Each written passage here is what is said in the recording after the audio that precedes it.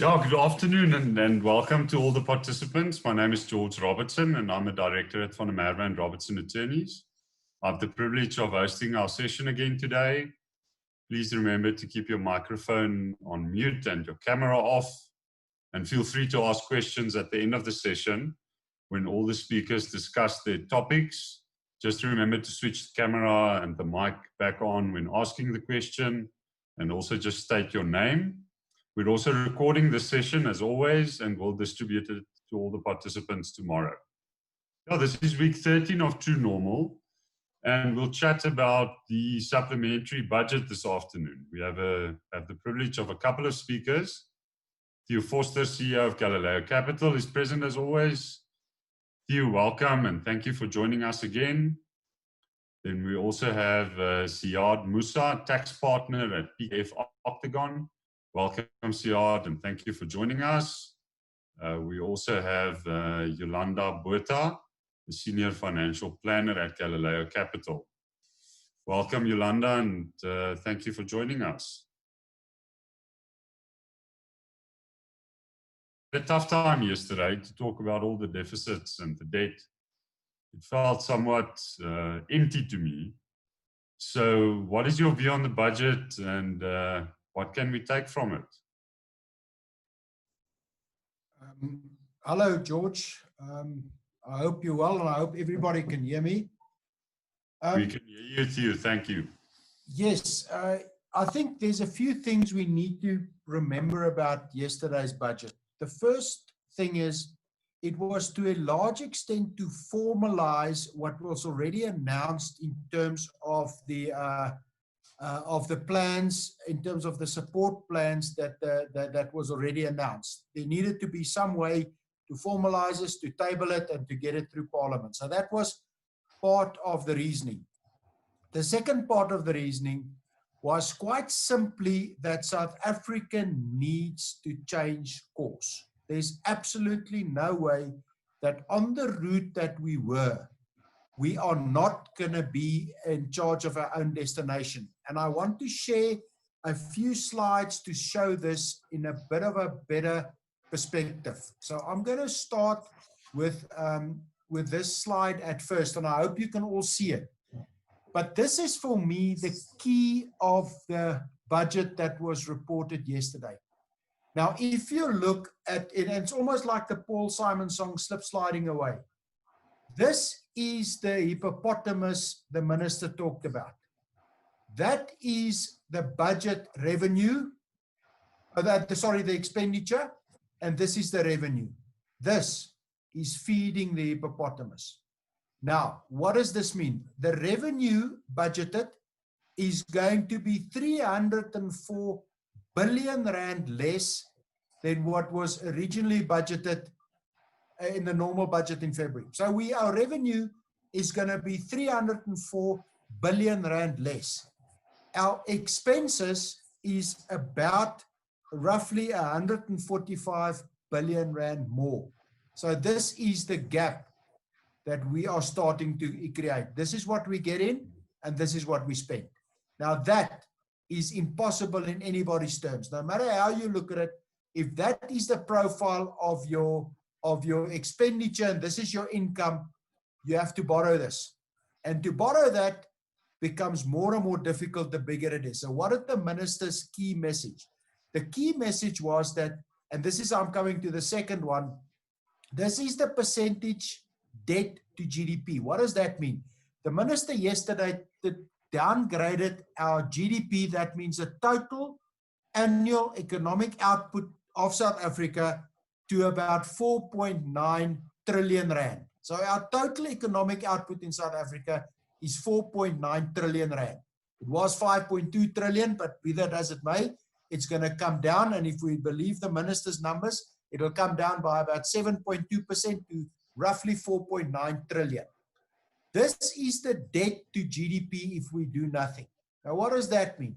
That means that interest already for every 100 bucks that we pay in tax, 21 cents or 21 rand goes to interest. This will just carry on and crowd out any other activities.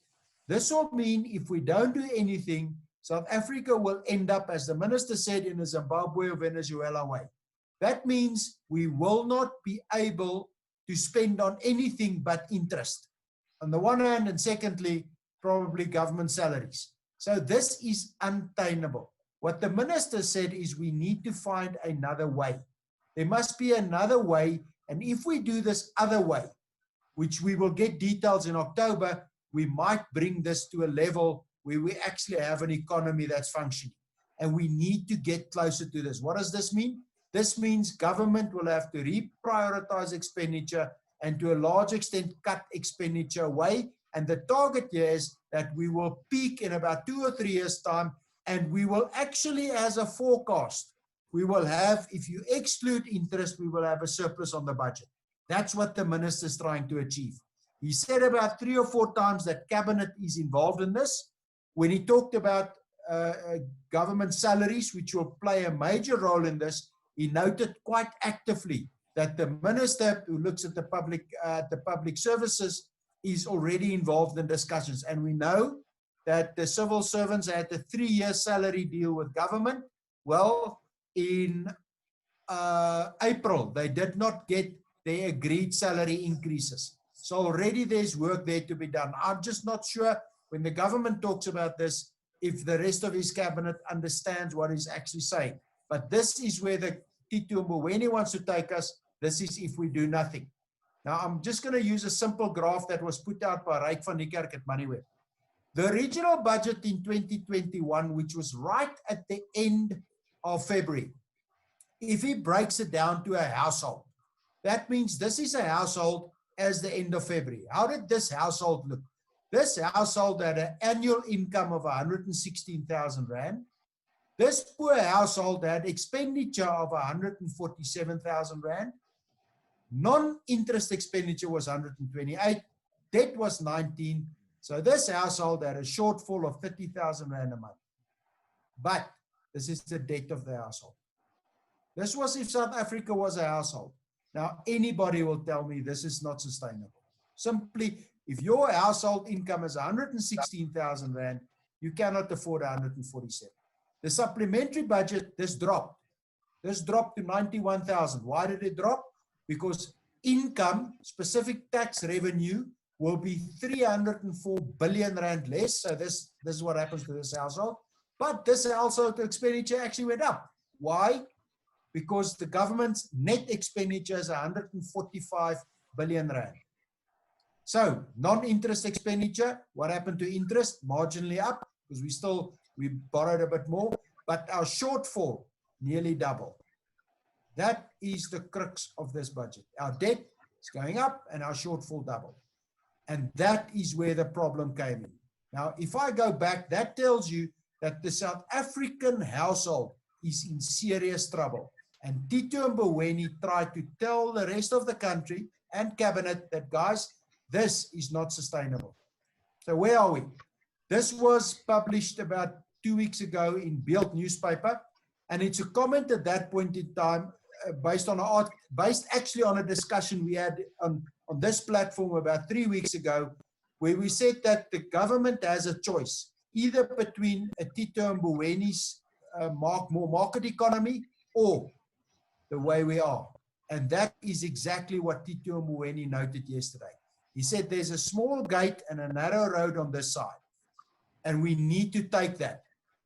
So when he talked about the small gate and the narrow road on this side, what he actually meant is that we need to make hard choices. And those hard choices comes back to the fact that we have a government that we cannot afford. We have a state that we cannot afford. And as long as we continue on this road, there's actually no real upside for South Africa. So my takeaway on yesterday's budget was, it was to a large extent to tell the party, to tell cabinet, to tell the ministers that we need to change the way we're doing things. If we're going to continue with this way, there's no way in sight that we'll be able to maintain it. Now, the difference between the household I'll show you there, which we all fit into, and the household that is the government, is if you and me as a household start printing money, we're going to go to jail. We can't start our photocopy machine start printing money. Whereas the Yes, government bro. can start printing money. The government can print money, but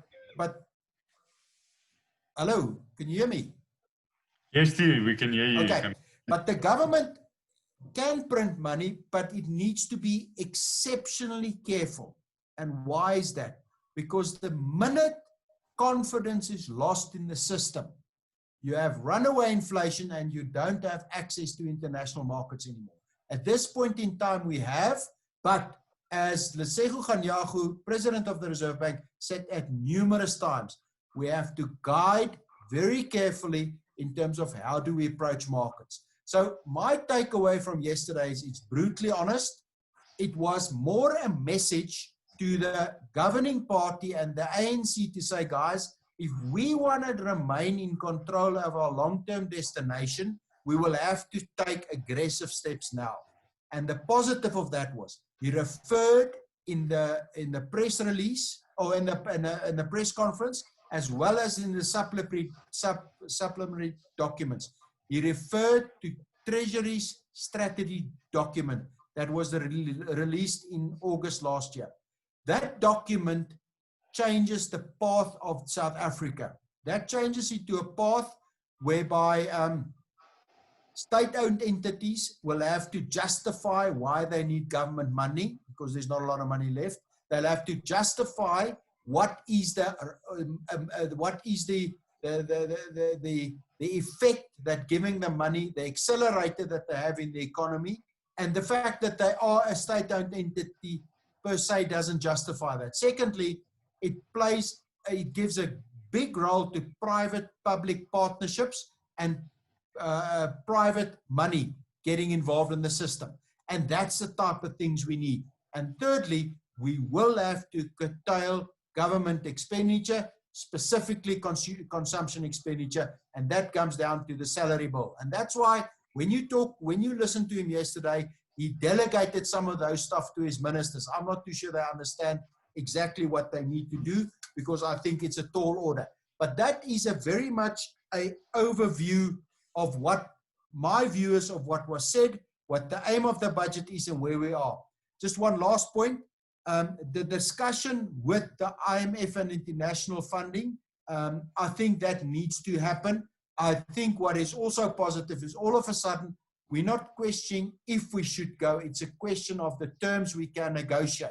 And remember, the first facility that we want to is a facility that will assist us in terms of COVID and in terms of settling this 145 billion that we have additional spending. So that's the very long and the short of where this position is.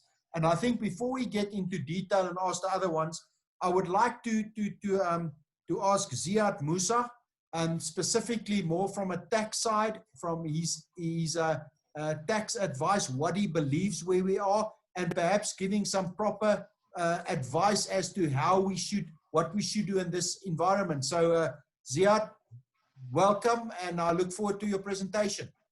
Thanks, Theo. Always lucky to listen to you and to get your insights. And I think I agree fundamentally that this message from the minister was probably more a message to the government or to his own cabinet than it was, I think, to the people of South Africa. But I think to understand where we're going from a tax policy perspective, it's important to understand where we're coming from. And I'm just going to put up a couple of slides quickly just to talk about where our revenue collections come from and how we get to those numbers. So typically in South Africa, we look to collect somewhere around over R1 trillion, somewhere around 1.3 to 1.5, depending on which fiscal year you're looking at. And that comes predominantly from three sources: personal income tax, corporate tax, and VAT, which makes up somewhere around 80% of the total collections. We've then got a little bit from fuel levies, and the remainder comes from other taxes. So that's customs and excise, sin taxes, transfer duties, and the other miscellaneous taxes. But we're very heavily weighted in the three sort of biggest areas of this pie: personal income tax, VAT, and corporate tax. Now, included in the minister's budget speech, when we talk, and Theo, you referred to quite a bit about this 300 billion deficit or shortfall in tax collections, there was some interesting data that was put out in the supplementary information. And I'll share two of those graphs in particular. The first one is what our domestic VAT collections look like. And if you look at this, it's got the history from 2017 all the way through to 2020, the red line being the 2020 numbers. And I mean, typically this graph tells a model picture year on year. Collections pretty much follow the same trend. Whereas if you then look at 2020, immediately you can see our numbers falling off the cliff as soon as COVID hits. March, not so bad. April, we can see a large reduction. May, from a anticipated collection of somewhere around 33 billion going on previous year's trends, we're all the way down to 23 or 24 billion. That's one of our biggest sources of revenue. And PAYE, or pay as you earn, tells a similar tale. Again, graphs relatively static year on year, and the red line tells an incredibly scary story. So in April and May, immediately we can see we've totally fall off a cliff. Yes, a fair bit of that is driven by the fact that a lot of staff would have been paid via the UIF and the Temporary Employment Relief Scheme, and that wouldn't have attracted PAYE. But this is scary from the perspective that it shows how many employers were still able to fully fund employees and pay that PAYE over to SARS. And I think we'll see this flowing through in the jobs numbers, when those get released, as Stats SA puts them out over the course of the next couple of months. Fuel, relatively the same. If you look at what filling stations did by way of volumes during the lockdown period, we were down about 70%. That's come back, where average volumes are somewhere around 60 or 70 of normal, so only down 30. And I don't need to talk much about what's happened with cigarette taxes and alcohol. Now, all of those things contribute into the 300 billion rand shortfall that Theo was chatting about. But to put that in perspective, if we go back to this chart, it effectively takes out our full VAT collections for the year, or it's the equivalent quantum of not collecting any VAT for the full fiscal year.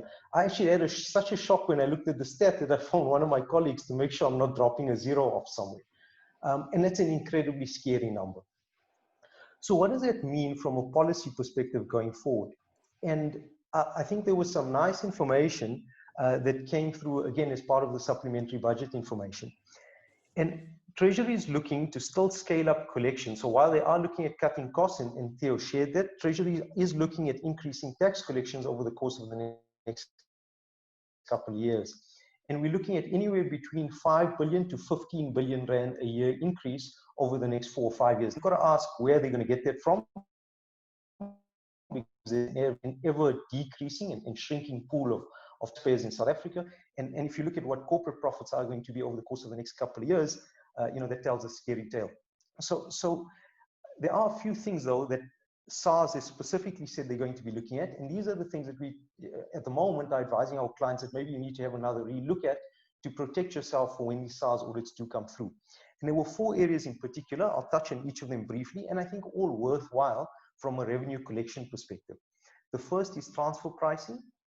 And what's happening there typically is that a lot of multinationals and other businesses are looking to effectively erode the South African tax base or profit base of their own entities in South Africa, and they would profit strip by way of some management fee or royalty fee. There was some regulation that's come out about a year ago, a little bit over that, to talk about companies with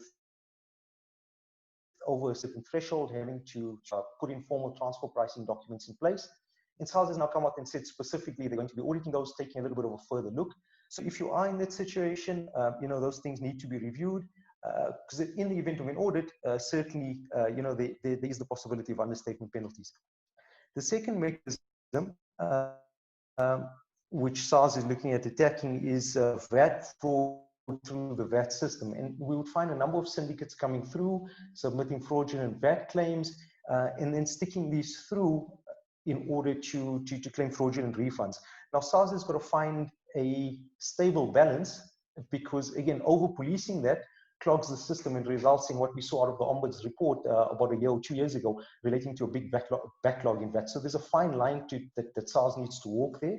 But certainly we can expect a little bit of an increase in VAT review submissions over the course of the next couple of months. The other one that I'll touch on, and this is becoming a little bit interesting in the way SARS is choosing to deal with this is third-party data collection.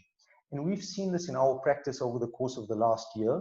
Probably about 7 months ago, some of the scariest letters we started receiving were addressed to taxpayers to say, "Dear Joe Soap, according to information in SARS's possession, we've noticed that in your ABSA bank account," and they would actually list the account number, "you've received, say, 10 million Rand worth of deposits. You've only declared 2 million, please explain the difference."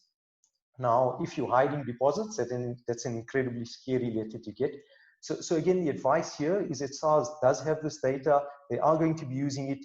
I think it's good from a revenue collection perspective that they're going to be policing this information in future. So if you've potentially got undisclosed numbers, I mean, it's certainly worthwhile looking at the voluntary disclosure program to bring your affairs up to date. So that's some of the mechanisms that SARS is going to be using over the course of the next couple of months. But there was also a little bit that's come through recently in terms of the general tax framework over the course of the next year, or what we can expect in the minister's budget speech sometime next year from a tax prediction perspective. Now, we saw a little bit as part of the February budget announcement, and this is a direct extract from that speech. We had a few comments from the minister talking about widening the tax base, and then in turn bringing in some corporate reform and potentially adjusting the corporate tax rates downwards. If you look at where we are relative to our peers, South Africa's at a corporate tax rate of 28%. And again, some of the nations that we compete against, if you just take areas like India, Turkey, the UK, they've all got significantly lower corporate tax rates. And that was sort of a direction Treasury was moving towards in trying to stimulate some economic growth. We've seen they've subsequently come out, and a lot of the proposals that were indicated as being that were going to be put in place to broaden the tax base, challenging the utilization of interest deductions and assessed losses, those have now been kicked down the road. But that also, if you read between the lines, means that this sort of reform will probably also take a lot longer to filter through. And that's really disappointing because we saw this certainly as a mechanism to increase economic growth. And if that's not going to come through, again, just from a South Africa's competitiveness rating on the world stage, that hampers us significantly. So some of the other things that have been out quite a bit in the media of late, we've seen a little bit of noise around 100% tax on estates. I can't see that that's going to come through. I think Judge Dennis Davis himself has come out and said that it's not possible. But already there's been a little bit of commentary against increases in both personal income tax rates. I mean, VAT, I'm not sure that there's much scope to play with any longer. There is going to be a comprehensive review around tax proposals over the course of the next year, and it'll be quite interesting to see what the minister comes out with in his budget speech next year. One of the things that we're chatting to clients about at the moment is, in the current environment, looking at restructuring portfolios and restructuring asset holdings to a degree while valuations are low. So in the current economic environment, we know profits are low. It's easy to justify a relatively lower valuation based on lower profitability and possibly even a lower PE. So now is probably a good time at least to be looking at your asset holding portfolio, particularly if you're a business owner, and saying, should I be moving some of these assets either into a trust or potentially, if we've got new staff members coming up through the ranks and there was an opportunity to then pass on some of the legacy to children in family-owned businesses, now certainly an opportune time to look at that. One of the other things that I think is also worth looking at, and if we can just take a quick look at the slide, there's been a fair increase in dividends tax rate over the course of the last couple of years. And historically, where we had individuals owning shares in their personal capacities directly into a trading company, they would then look to, and those individuals would look to make further investments. They typically declare a dividend, pay the dividends tax out on it, and make the investment either into property, maybe another portfolio, or open other businesses, net of the tax number. With dividends tax rates at 20%, and bearing in mind that those profits were already taxed at 28%, one of the things that we're also chatting to a couple of clients about is restructuring using Section 42. And what can be done there is a holdco interposed between the trust and the individual, so as to effectively declare the dividends out, keep it in the holdco structure, gross of the dividends tax, and invest that at 100% as opposed to the 80% rate. So there are a couple of steps and a couple of moves that can be made between now and the more than likely tax proposals that will come through in February next year. And I think it's just worthwhile looking at a review of the portfolio and potentially looking at where best to hold these assets, particularly given that we know a lot of these proposals are going to look to attack high net worth individuals and potentially even capital gains taxes. So yeah, I think, Theo, that's probably sums up my view.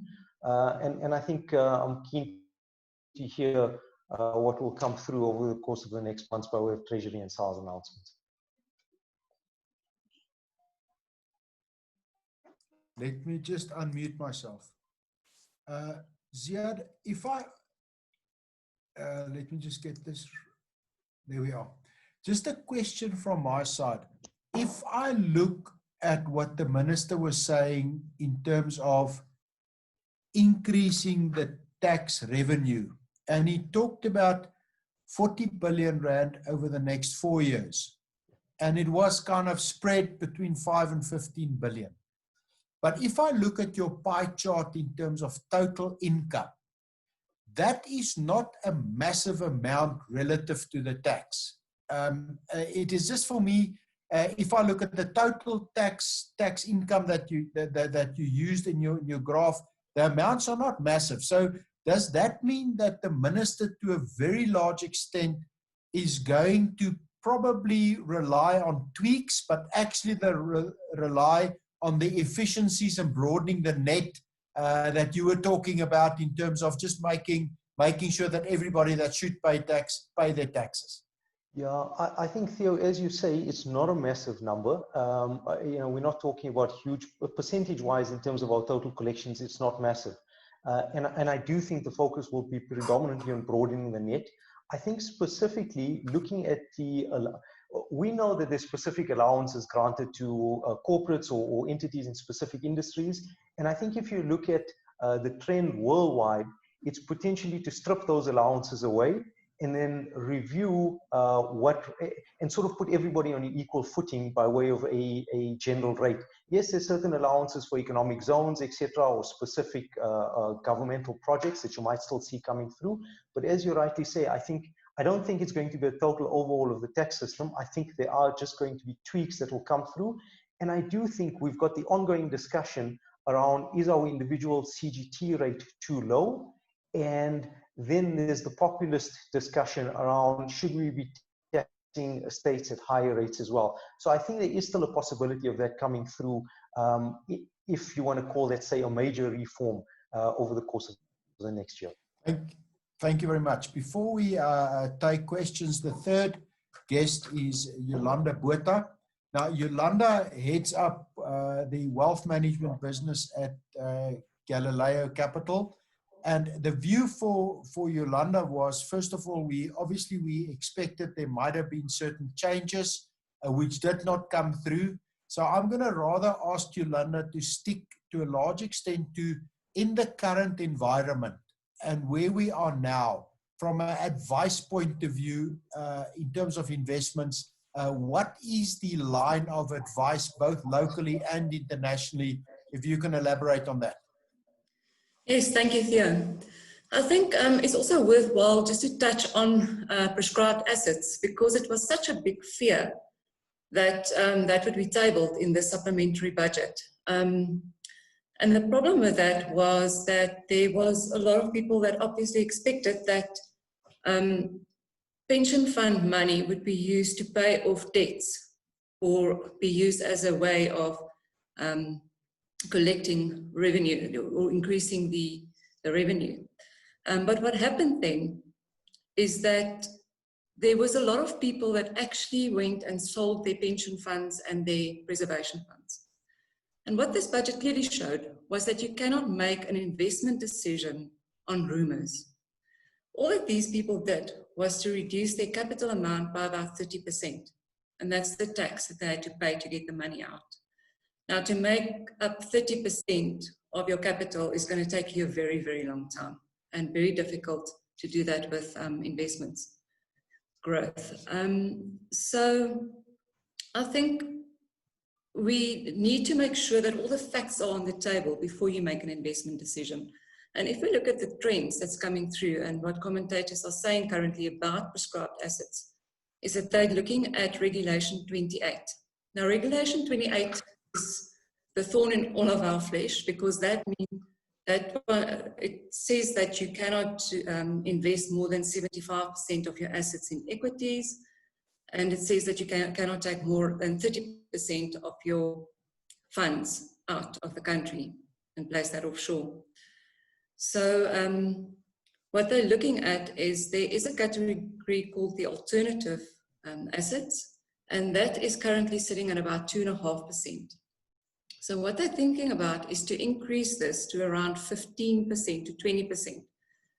And what this will do is allow fund managers or pension fund managers to invest in, say, infrastructure projects of the government. And that also makes it a sort of, a choice.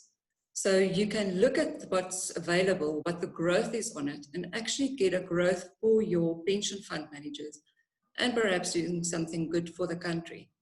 So if that's the way that it is tabled and that it comes through, I think it would be palatable. Again, the main message here, I think, is that you should be well diversified always. Make sure that your asset allocation is correct for you. And then according to your wealth and where you sit, make sure that you have enough offshore exposure. If all of that is in place, don't make rash decisions. All you do is harm yourself, reduce the capital in your investments, and that all on rumors. So make your investment decisions when all the facts are on the table. Yolande, just a question before everybody is going to ask it. Obviously, given the budget that was tabled yesterday, South Africa's growth will drop by 7.2%, and I think the most private sector economists believe it's going to be more than that the economy will shrink by more than that, and that will probably take 2 to 3 years to get back to where we were, which in effect will create a very difficult environment to do business in, to make decisions, to do investments in.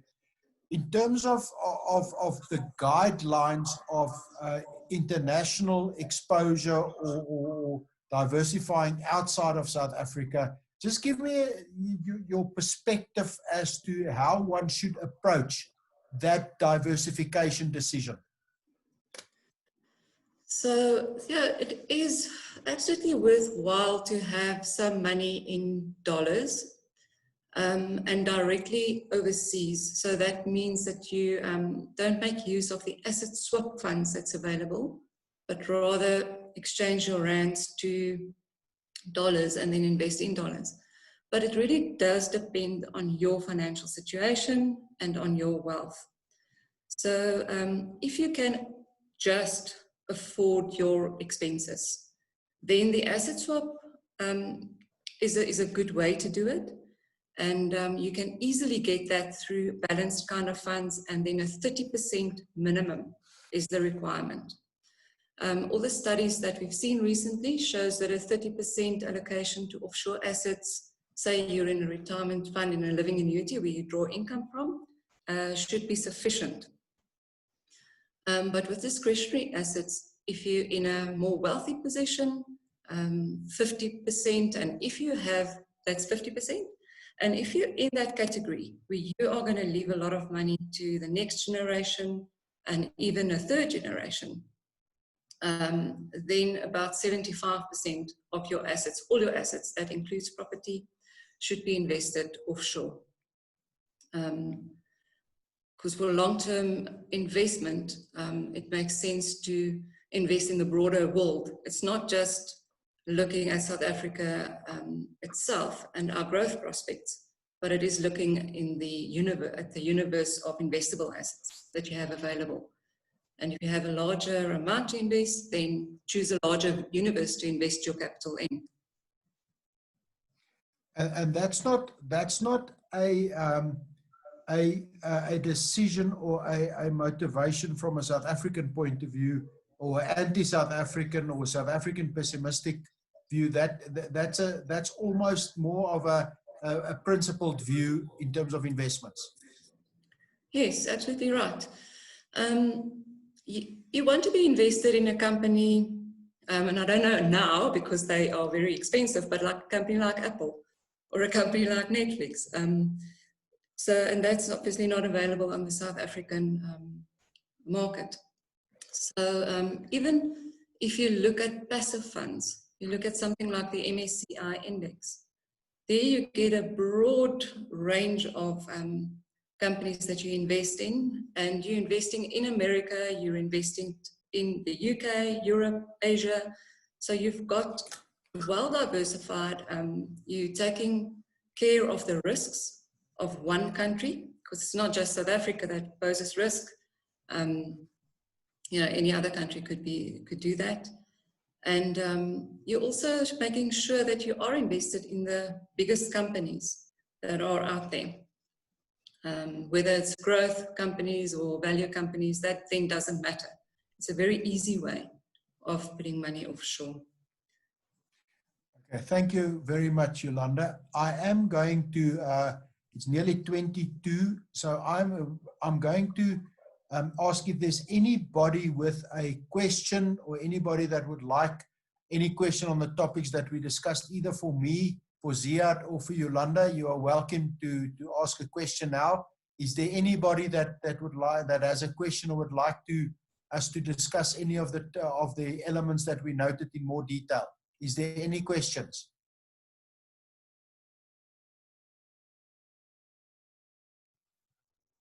Any questions?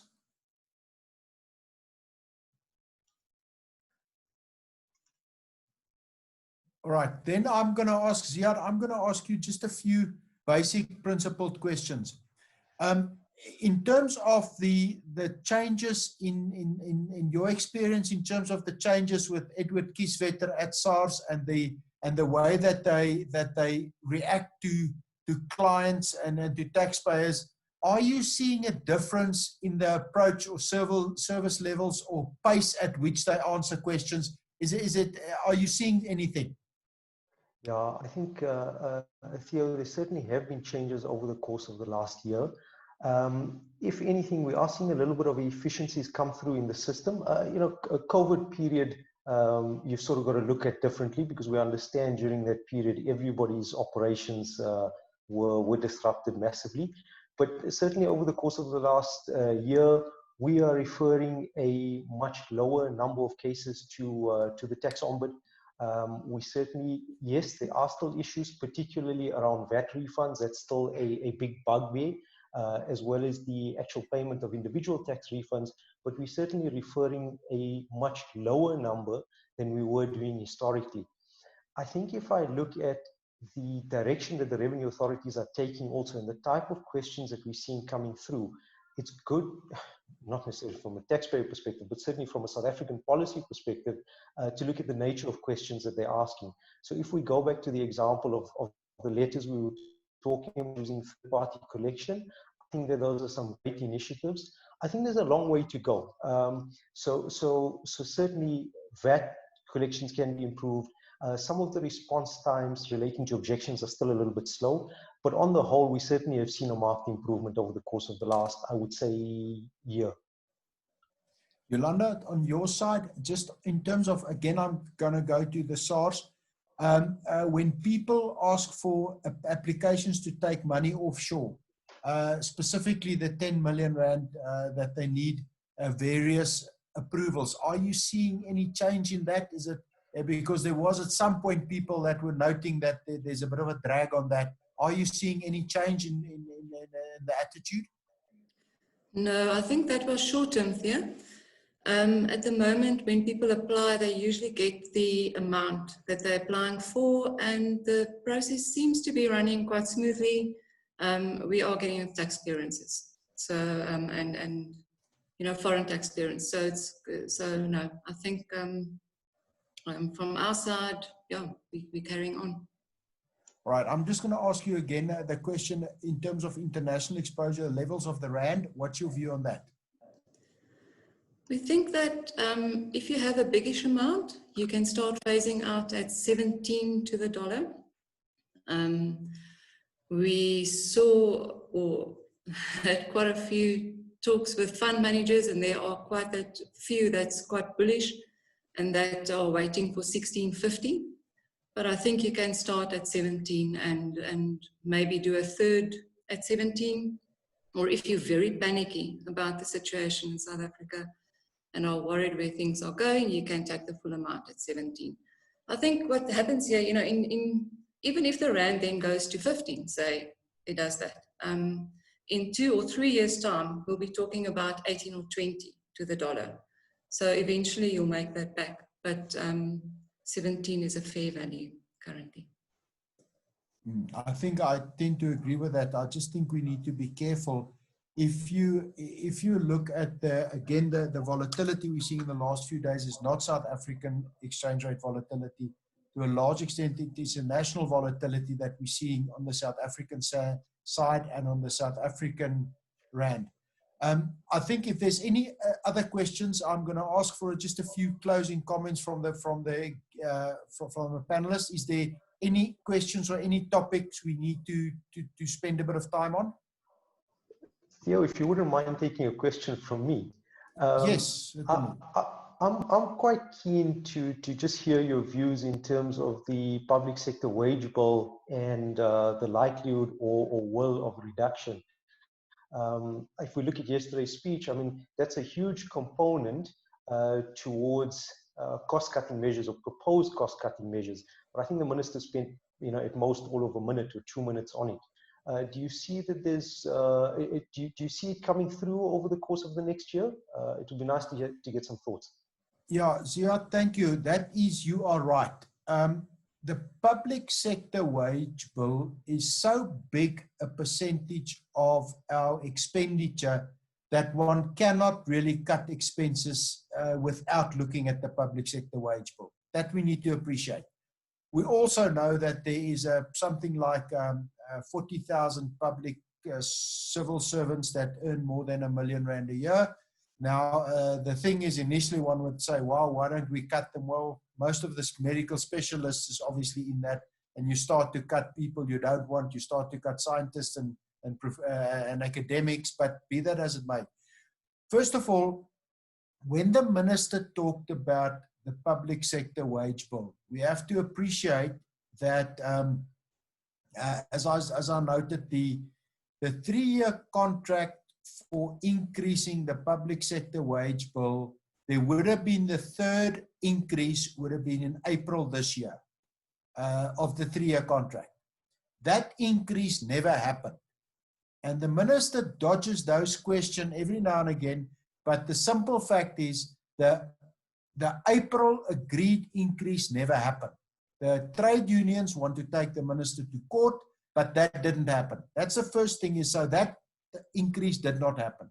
The second point is that trade unions at this point in time, specifically COSATU, which is the trade union that's part of the tripartite alliance of the governing alliance, the ANC, COSATU, and the South African Communist Party. COSATU has pretty much, once the big mining trade unions and industrial trade unions left COSATU in the latter years of the Zuma administration, COSATU became all but a civil servants trade union. So the tripartite alliance is the SACP, the ANC, and the civil service trade union, which makes it a very difficult way to make policy in terms of how do you approach civil servant salaries when the civil servants are part of, are the bulk of the union that represents your governing party. So that is a factor that makes these things very difficult.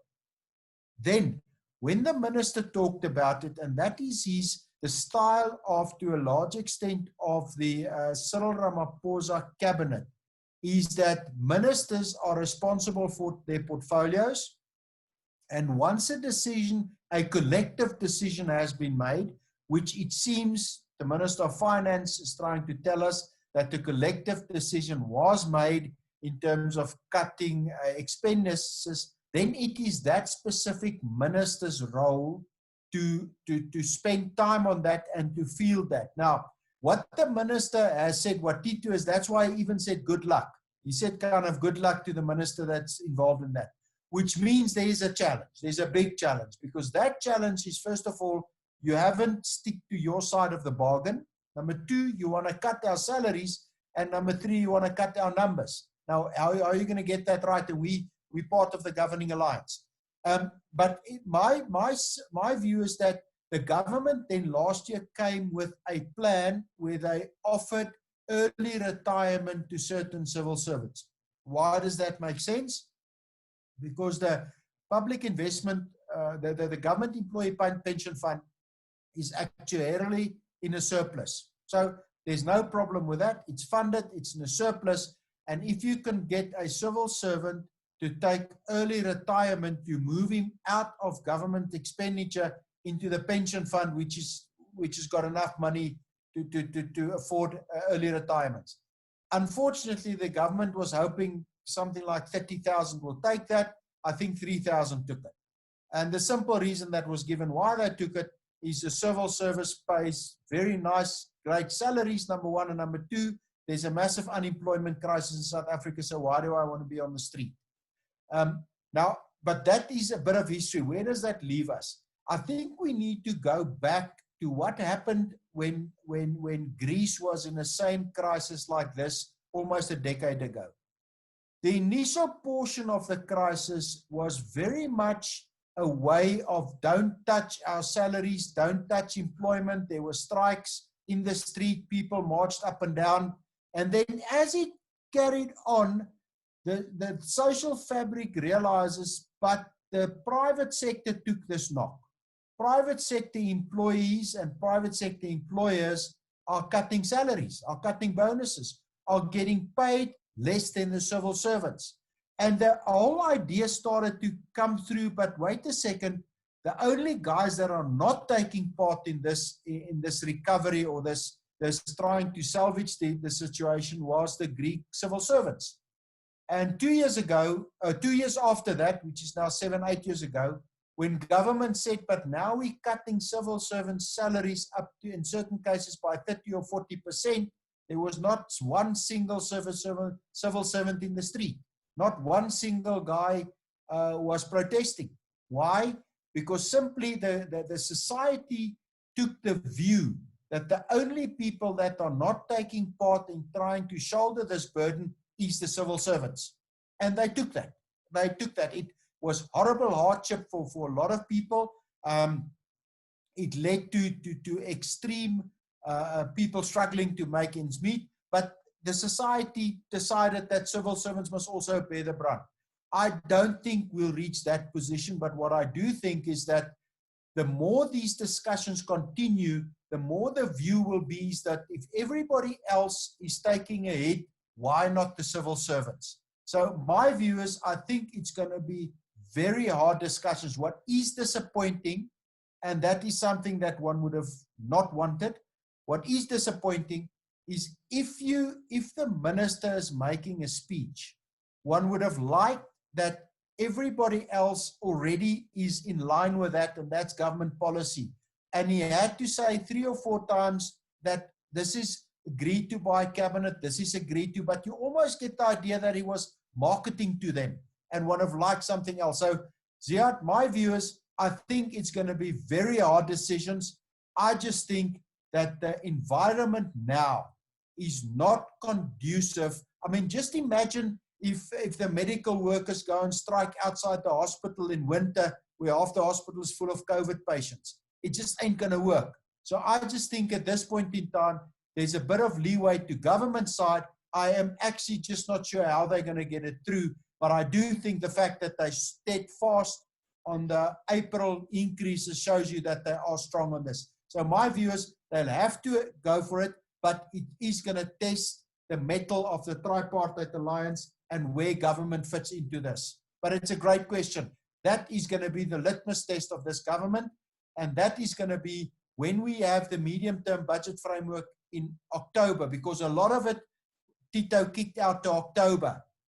Also the tax changes. I think in October we will know where we are with the civil servant salaries. Unfortunately, that is something that we will have to be successful. Otherwise, we're going to struggle to cut this government expenditure. But a great question. Thank you. Thanks for the insights, Theo. Any other questions? Hi Theo, it's Karin of Landbou Weekblad. Yes, Karin. May I ask something that you didn't discuss about the land bank? Were you surprised? Yes. And does it say something bigger about how government maybe sees agriculture as a sector that can contribute to growth? Because they seem to be, in the press conference, they spoke about growth in relation to debt. Karin, thank you very much. Let's just first start with the land bank question.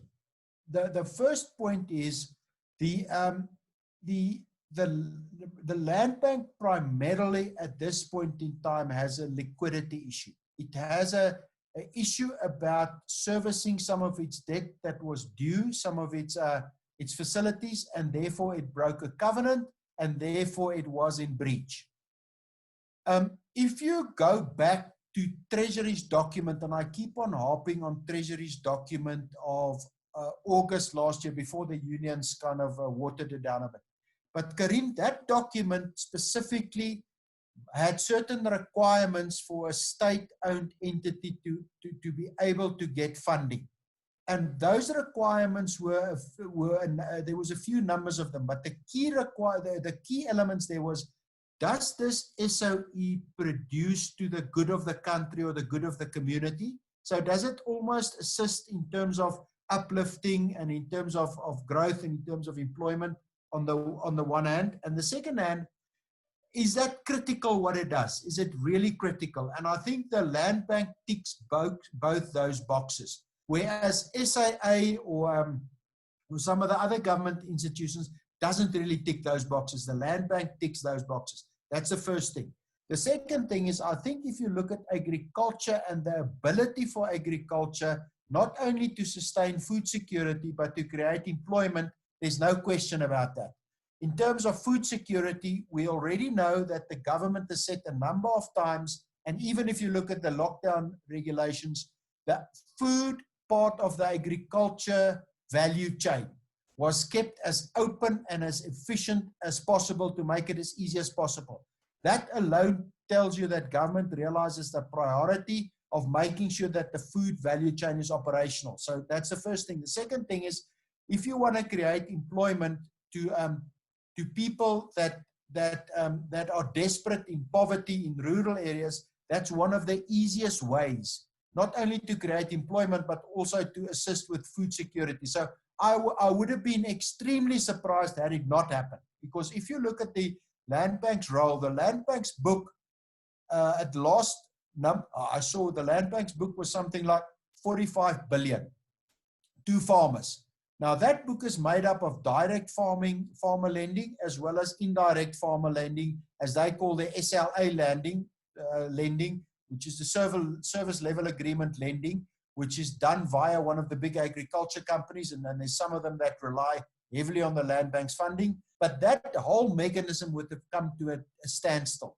And why is that important? It's important because if there's not input finance available or easily available, the food value chain can very easily get clogged up. And I think government's view is that food value chain needs to work. What for me is concerning is the agriculture sector is a volatile sector at best of times. And the land bank currently has very much a inexperienced senior management team.